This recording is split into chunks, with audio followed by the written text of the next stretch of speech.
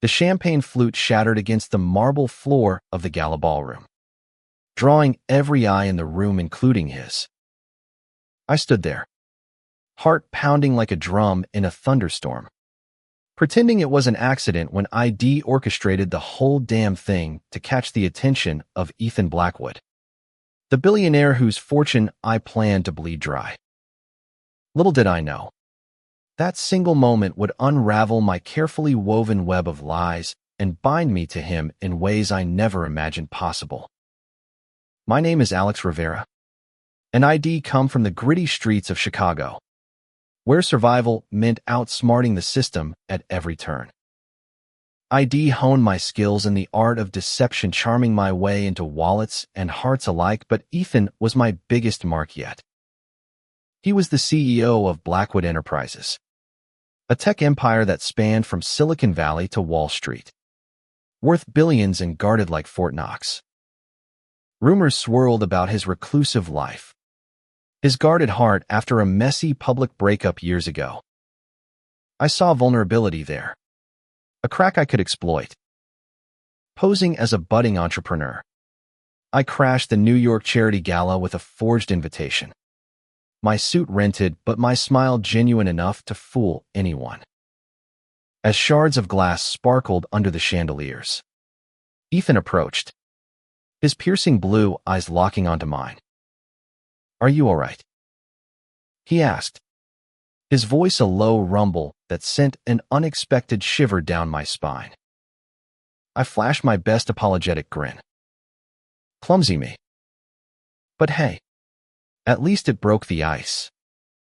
He chuckled, a sound rich and warm, and extended a hand. "Ethan Blackwood. And you are?" "Alex Rivera," I replied, shaking it firmly, already calculating how to turn this encounter into access. We talked for hours that night, or at least it felt that way amid the swirl of gowns and tuxedos.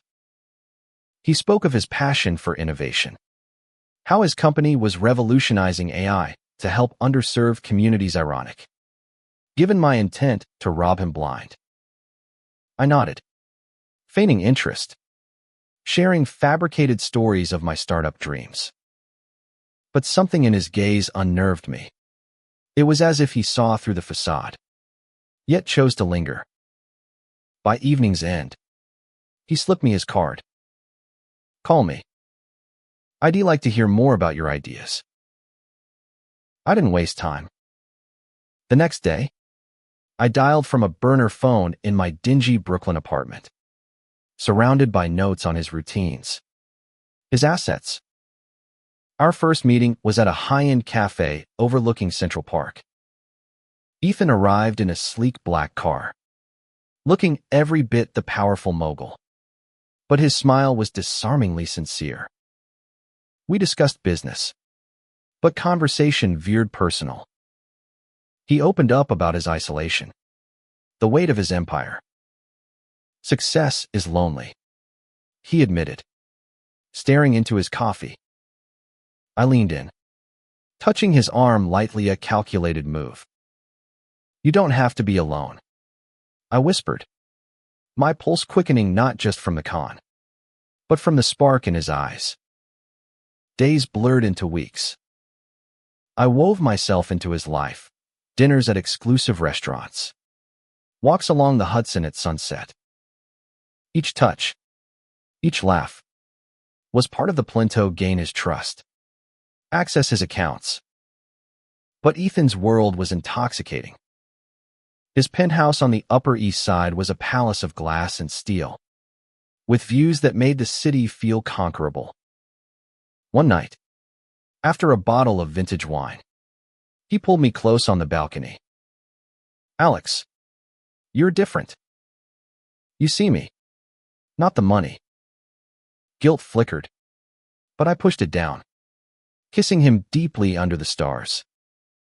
It was supposed to be an act, but my body betrayed meth heat.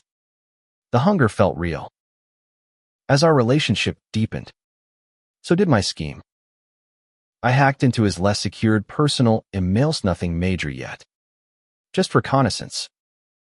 Ethan shared more, his philanthropic work, funding LGBTQ+ shelters across the country. I came out late. He confessed one evening in bed, his fingers tracing my chest. Lost friends. Family. But it freed me. I shared my own fabricated backstory of struggle, drawing parallels to build empathy. Inside, turmoil brewed. Was I falling? No. I told myself. This was survival. My family back home needed the money debts from my father's illness had buried us. Tension mounted when Ethan invited me on a weekend getaway to his Hamptons estate. The opulence was staggering: private beach, infinity pool.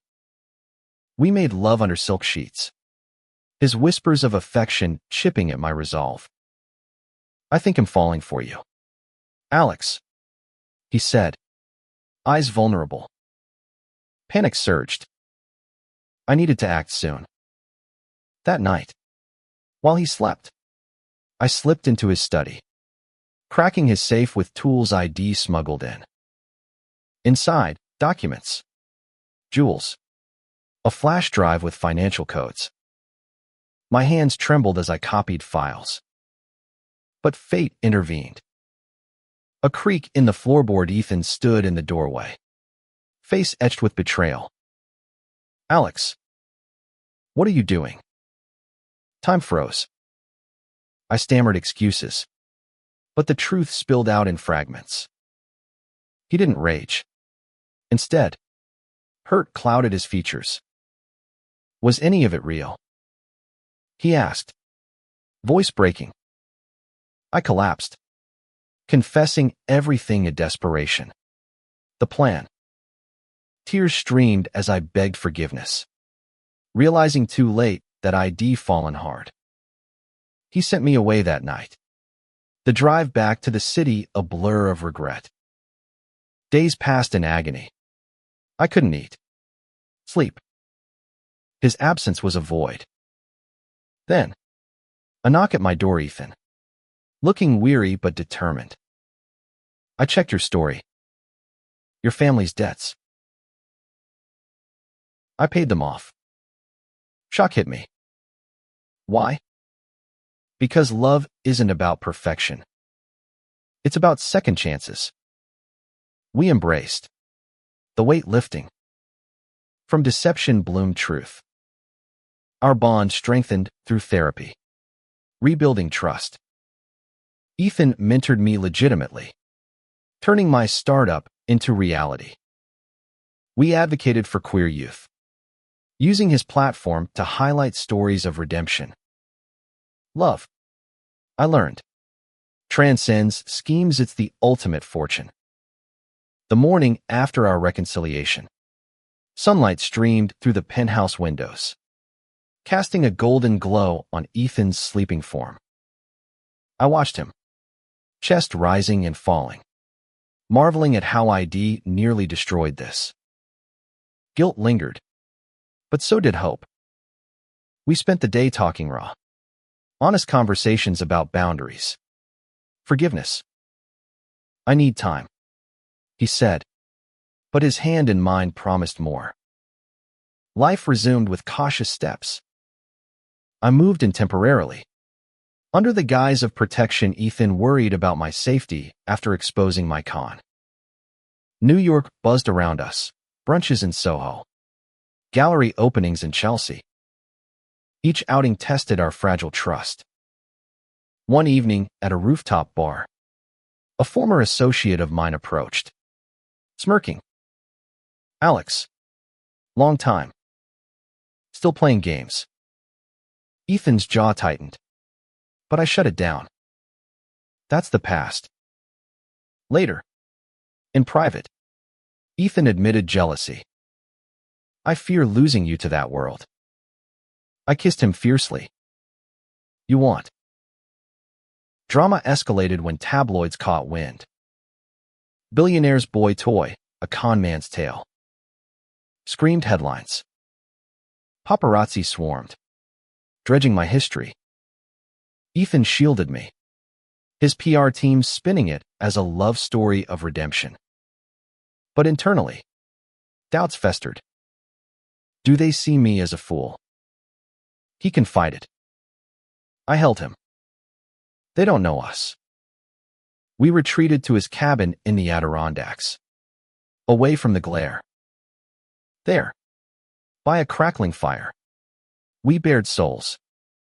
He shared childhood trauma's abusive father, hidden sexuality. I revealed mine, poverty, loss, vulnerability forged deeper connection. Romance reignited amid nature's serenity. Hikes through autumn leaves, skinny dipping in crisp lakes. One night, under a blanket of stars, Ethan proposed not marriage, but commitment. Let's build something real. Tears welled. I accepted. Our lovemaking passionate, affirming. Back in the city, challenges mounted. Ethan's board questioned his judgment, citing my background as a liability. A tense meeting in his skyscraper office, suits glaring, demanding I sign NDAs. Waivers. This is about protecting the company. One sneered. Ethan stood firm. Alex is part of my life. Deal with it. Pride swelled in me. That night, we celebrated with champagne the real kind, not shattered for show. My transformation wasn't overnight. I enrolled in business classes at NYU, funded by Ethan but earned through effort. He introduced me to mentors, not as his partner, but as a promising talent. Our nights were electric, exploring each other's bodies with newfound honesty. Whispers of forever. Yet, shadows loomed. An anonymous tip led to an FBI inquiry past cons resurfaced. Agents grilled me in a sterile room. Ethan by my side with lawyers. Cooperate, he urged. I did, turning state's evidence against old accomplices. The ordeal tested us. Nights of anxiety, holding each other through storms. Relief came with clearancino charges, thanks to Ethan's influence and my remorse. We emerged stronger, advocating publicly. At a Pride event in San Francisco, Ethan spoke, "Love doesn't discriminate. It heals." I stood beside him, hand in hand, the crowd cheering. Our love story inspired others. Queer youth wrote letters, sharing struggles. We founded a foundation, aiding those from tough backgrounds. Ethan's fortune, once my target, became a tool for good. Intimacy deepened. Mornings in bed, lazy kisses, evenings debating philosophy. You saved me, I murmured once. No, he replied. We saved each other. As winter blanketed Manhattan, we planned a quiet getaway to Miami. Beach walks, ocean breezes reminiscent of our Hamptons trip, but pure. One sunset, Ethan knelt. Marry me, Alex. For real. Ring in hand, eyes shining. Yes, I breathed, the word carrying our journey's weight. The wedding was intimate. On a secluded Cape Cod, beach waves crashing as vows exchanged. From deception to devotion, Ethan said, echoing our path. Friends, family mine tearful, grateful for his generosity witnessed our union. Honeymoon in Hawaii, volcanic hikes, passionate nights. But reality beckoned. Post-marriage, life wasn't fairy tale perfect. Ethan's work demanded travel. My startup gained traction, pulling me away. Separation anxiety hit hard nights alone in the penthouse, aching for his touch. I can't spend a night away. I text, half joking. He felt it too. We adapted video calls, surprise visits. A crisis tested our bond. Ethan's company faced a hostile takeover rival mogul Victor Hale, fueled by old grudges. Leaks suggested internal sabotage. Paranoia crept in. Ethan eyed me suspiciously one night. You wouldn't. Hurt stabbed. After everything. We argued fiercely. Words like daggers. I stormed out, wandering rainy streets, questioning if trust was truly rebuilt. Reconciliation came at dawn. Ethan found me in a diner. Soaked. I'm sorry. Fear got me. We hugged, rain mingling with tears. Together, we uncovered the real culprita, disgruntled exec. Victory in court solidified our partnership. Parenthood beckoned. We adopted twins from a foster system, mirroring our redemptive arcs. Chaos ensued, sleepless nights, joyful messes. This is our legacy, Ethan said, cradling them. Love multiplied, teaching patience, empathy. Years passed. Grays appeared, but passion endured. Anniversaries celebrated with toasts to that shattered glass. We mentored queer couples, sharing our story at conferences. Love conquers deception became our mantra. One evening, overlooking the city from our balcony, the same where it began, Ethan pulled me close. I'd do it all again. I smiled. Me too. Our kiss held history's weight, from scheme to soulmates. The human value shone brightest in quiet moments. We learned forgiveness isn't weakness, but strength. Love, in its truest form, transforms, turning thieves into treasures, loners into lovers. In America's vast landscape, from Chicago's alleys to New York's heights, our tale proved redemption is possible, connection eternal. As stars twinkled, I whispered, forever. He echoed, sealing our bond. No fortune compared to this.